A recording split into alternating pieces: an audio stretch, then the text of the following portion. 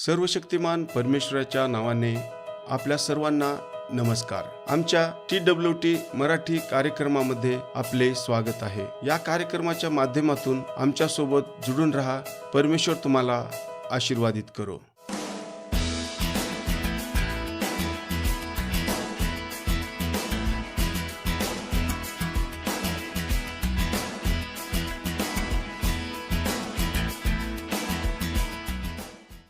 आजचे वचन अध्ययन. शैतान. आपण अतिशय तणावपूर्ण काळात जगत आहोत आणि आपल्यावर सर्व प्रकारच्या प्रभावांचा भडीमार होत आहे.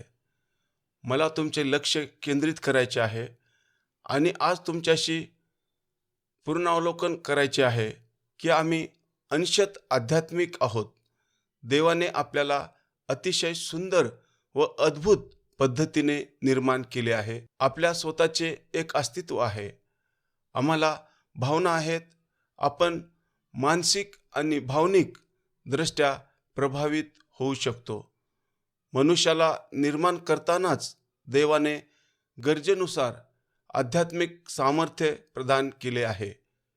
जर आम्ही एखादे इंजिन बनवले असेल तर ते रॉकेल, पेट्रोल, तेल किंवा इतर काहीतरी इंधन चालवण्यासाठी आम्हाला काय वापरायचे ते आम्ही ठरवू.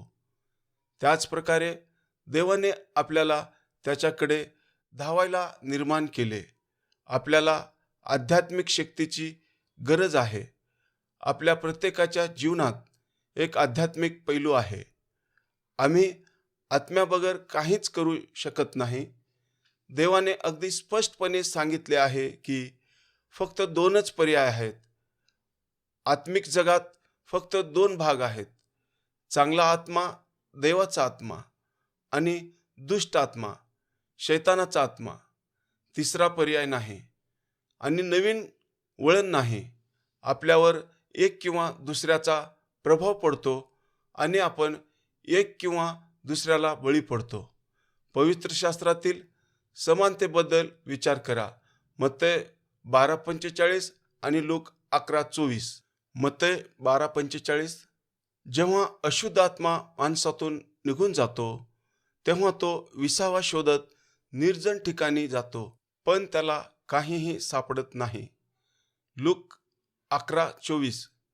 जेव्हा अशुद्ध आत्मा माणसातून निघून जातो तेव्हा तो विसावा शोधत निर्जन ठिकाणी जातो आणि कोणीही सापडत नाही असे म्हणतो. मी ज्या घरातून आलो आहे तेथे मी परत येईन. जे त्या माणसाबद्दल बोलते त्याला भूत लागले होते आणि नंतर घर स्वच्छ करण्याच्या अत्यंत कसून प्रयत्नातून त्याला बाहेर काढण्यात आले. त्याला वाटले, मुलगा मी इथेच समोरच्या दारात उभा राहून माझ्या हृदयाची काळजी घेईल, जेणेकरून ते परत येऊ नये. त्याच्या मूर्खपणात मात्र तो मागचा दरवाजा आणि खिडक्या विसरला. हृदय रिकामे आहे हे शैतानाला माहीत असल्यामुळे तो त्याच्या 7 मित्रासह परतला. वचनाच्या शेवटी चिंताजनक विधान असे आहे की त्या माणसाची स्थिती पूर्वीपेक्षा वाईट होती. आपल्या आध्यात्मिक जीवनात खालीपणाला जागा नाही. एकतर आपल्यावर शैतानाचा किंवा देवाचा प्रभाव पडतो. बऱ्याच वेळेस आपल्या आत्म्यासाठी किंवा आपल्या जीवनासाठी किंवा आपल्या व्यक्तीसाठी त्या दोन आध्यात्मिक शक्तीमध्ये सतत संघर्ष चालू असतो. संत पौल म्हणतो रोमकरासपत्र 7 अध्याय 15 ते 19 वचनमध्ये, असे काही वेळा येतात जेव्हा मला ज्या चांगल्या गोष्टी करायच्या आहेत त्या मी करत नाही. रोमकरासपत्र 7 अध्याय 15 ते 19 वचन. मला माझी स्वतःची कृती समजत नाही, कारण मला जे हवे आहे ते मी करत नाही, तर मला आवडते तेच मी करतो. आता मी नको ते केले तर वचन चांगले आहे, मला मान्य आहे, तर मग आता ते मी करणार नाही, तर माझ्या आत राहणारे पाप ते करते. कारण मला माहीत आहे की माझ्यामध्ये म्हणजे माझ्या देहात काहीही चांगले राहत नाही. मी जे योग्य आहे ते करू शकतो, परंतु मी ते करत नाही. कारण मला पाहिजे ते चांगले मी करत नाही, पण जे वाईट नको आहे ते मी करतो.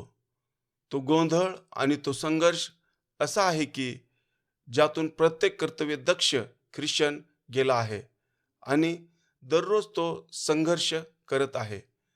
एका अर्थाने ख्रिश्चन जीवन हे चांगले आणि वाईट यांच्यातील सतत संघर्ष आहे आणि आपले हृदय हे युद्धक्षेत्र आहे. आणि तुम्हाला निवड करावी लागेल. बायबलमध्ये या दिवशी तुम्ही निवडा. याकोब 24 मध्ये 15 वचन. तुम्ही कोणाचे अनुसरण कराल? तुम्ही कोणत्या मार्गाने जात आहात? तुम्ही तुमचा ताबा कोणाला देत आहात? तुमच्यावर कोणाचा प्रभाव आहे? गेल्या अनेक दशकातील एक महान ख्रिश्चन लेखक दिवंगत C.S. लुईस यांनी त्या संघर्षाविषयी एक सुंदर उपमा दिली आहे. जेव्हा त्याची प्राणघातक लढाईत बंदिस्त झालेल्या दोन अतिशय शक्तिशाली कुत्र्याशी तुलना केली. दोघेही मोठे आणि मजबूत होते. एक चांगला होता, एक वाईट होता. यापैकी कोणता कुत्रा जिंकणार असा प्रश्न त्यांनी विचारला.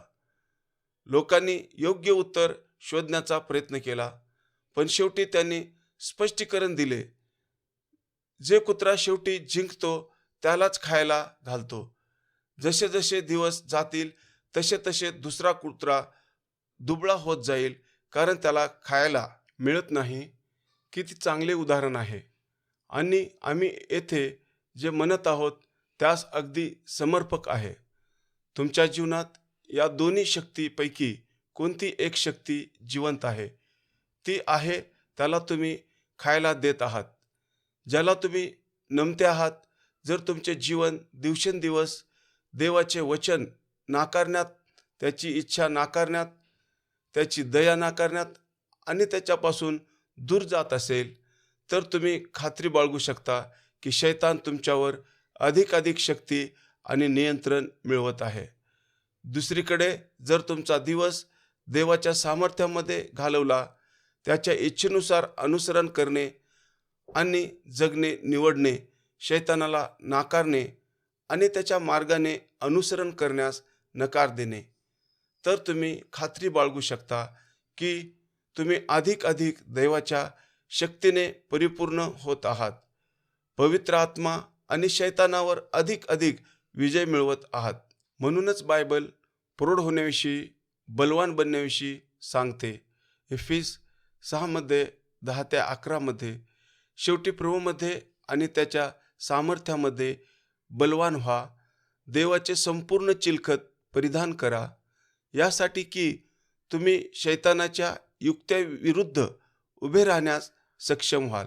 खंबीर व्हा, देवाचे संपूर्ण चिलखत घाला. एखाद्या सैनिकाप्रमाणे लढाईत जा.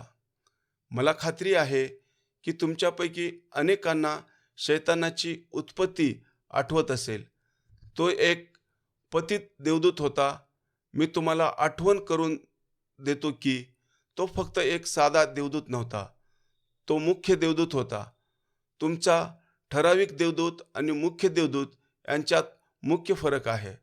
सामान्य देवदूत देखील महान आहेत, परंतु जेव्हा तुम्ही मुख्य देवदूताबद्दल बोलता तेव्हा तुम्ही देवदूताच्या प्रमुखापैकी एकाबद्दल बोलत आहात.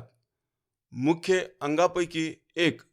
खूप तर पवित्र शास्त्रात उल्लेख केलेले फक्त 3च आपल्याला माहीत आहेत. आपण सर्व मिखाएल ओळखतो, आम्ही सर्व गॅब्रिएल ओळखतो, आणि तिसरा कोण आहे याचा अंदाज लावा. होय, तो लुसिफर किंवा शैतान, एक पतित मुख्य देवदूत आहे. त्याच्याकडे वाईटाचा प्रभाव आहे. तो या पृथ्वीवर सैराट पळत आहे. सध्या त्याचा दिवस आहे, पण तो दिवस संपेल. यात आपण लक्षात ठेवले पाहिजे की तो शक्तिशाली आहे व त्याचा या आध्यात्मिक जगावर प्रभाव आहे. तुम्ही आजूबाजूला बघाल तर तुम्हाला शैतानाचा प्रभाव तुम्हाला दिसेल. आपले जग भ्रष्टाचार, अनैतिकता आणि सर्व प्रकारच्या समस्यांनी भरले आहे. म्हणून तुम्हाला ख्रिस्ताला नाकारण्याची आणि वेगळ्या मार्गाकडे वळवण्यासाठी तुमच्यावर प्रलोभनाचा आणि समस्येचा भडीमार होण्याच्या मार्गावर लक्ष ठेवायचे आहे.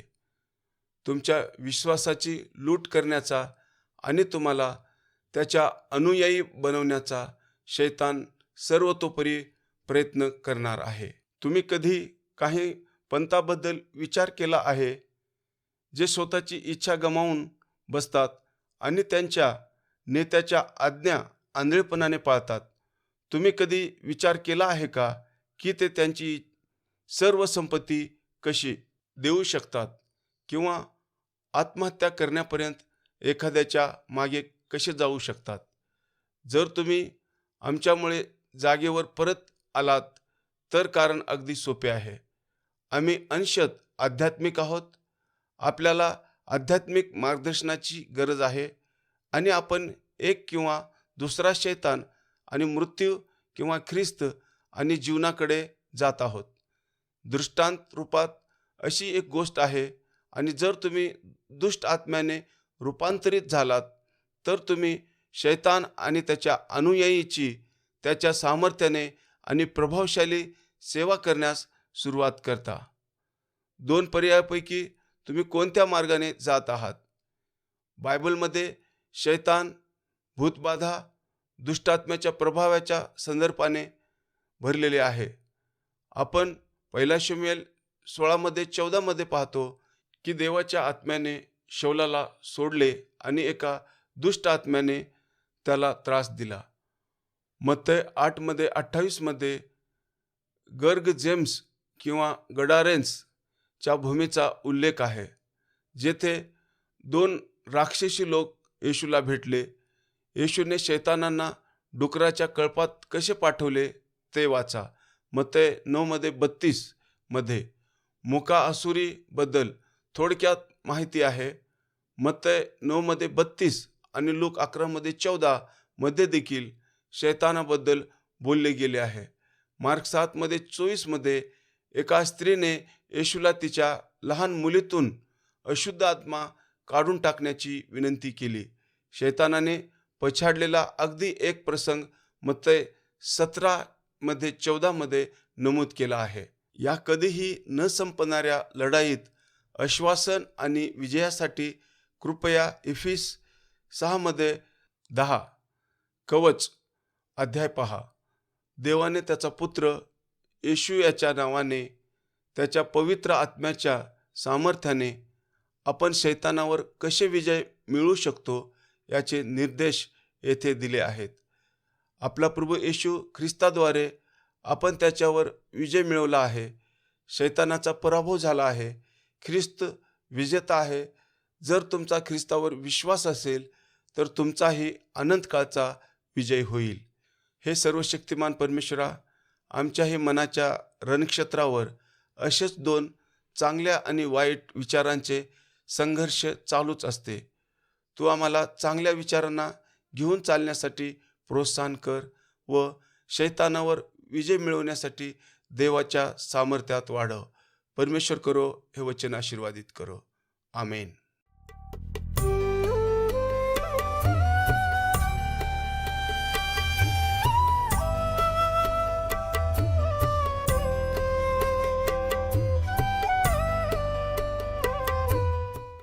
अधिक माहितीसाठी listenersfeedback@gmail.com वर ईमेल करा.